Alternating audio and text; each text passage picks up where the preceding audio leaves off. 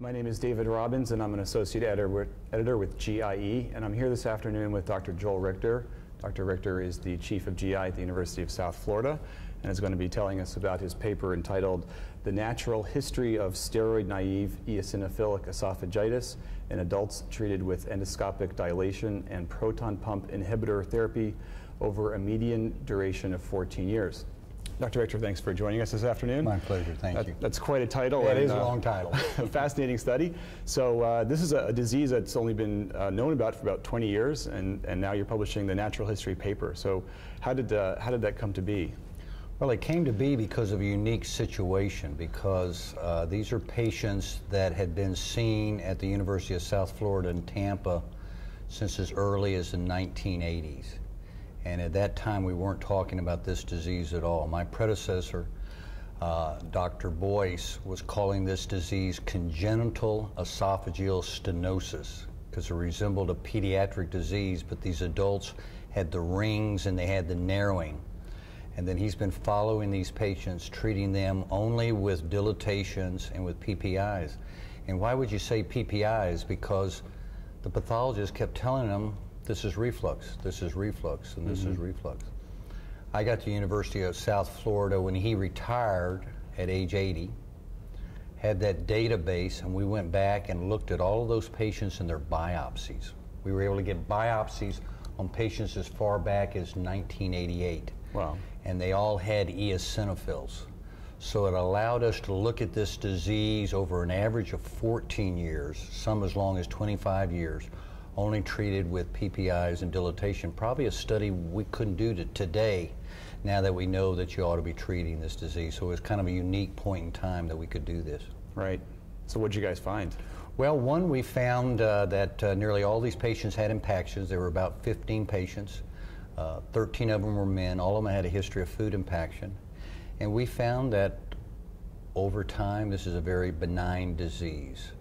No one had the need to be hospitalized. No one had the need for surgery. No one developed cancer. But what Dr. Boyce did was he was dilating these patients, and he would gradually dilate them slowly until he opened up the esophagus, and then he'd have them come back based on how frequent their symptoms came back. And he found that overall they would need to be redilated about every 2 to 3 years. That's important because today, now with EOE, this is the longest therapy of effectiveness we have. Steroids, PPIs maybe last for 3 months, 6 months, maybe up to a year. These otherwise healthy patients were just being dilated every 2 years, eating anything they want to, good quality of life, and importantly, I think from this data, we can tell patients this is a very benign disease, and that becomes important because when we talk about treatment therapies, we've got to make sure those treatment therapies are also benign. Right. Yeah, there's no real good exit strategy with steroids, and I don't think, right, I mean, what do you do with a patient after 3 months? Well, and that's the problem with the steroid therapy. Most of the steroid therapy is extrapolated from the pediatric population. And the pediatric population tends to have more of the inflammatory form of the disease.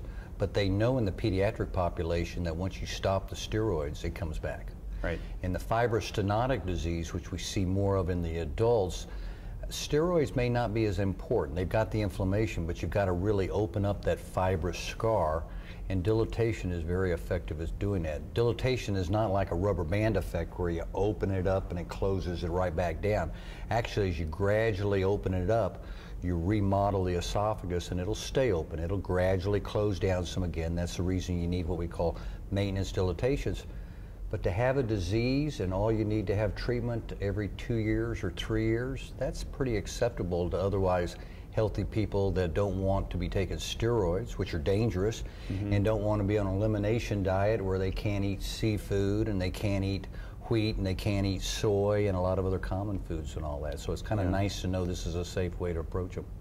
You also had access to food logs, is that right? Dietary habits. Was that helpful at all? It was, because one of the things we wanted to find out was, were these people really, as we were opening up their esophagus, were they really eating more food?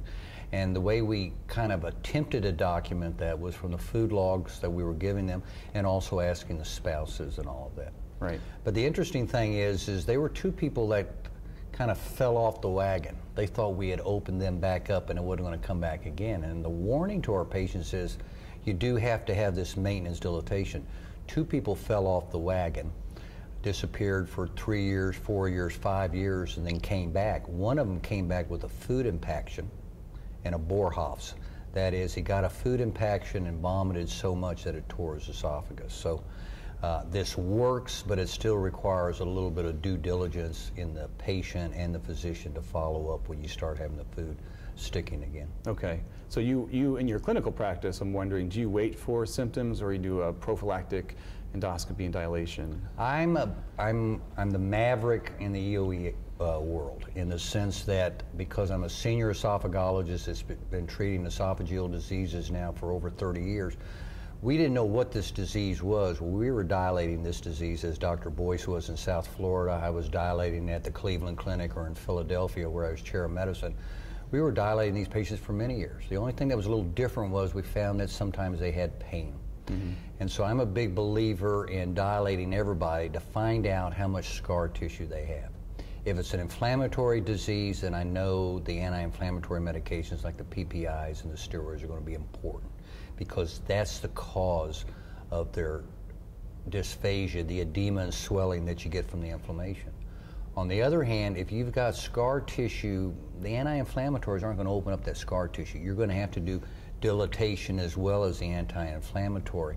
And the more severe it is, then the more slower you're going to have to do it. But our goal is the same, to allow these patients, number one, not to fear food impactions, and number two, to be able to eat most everything they want to. And we were very successful in that group. Yeah.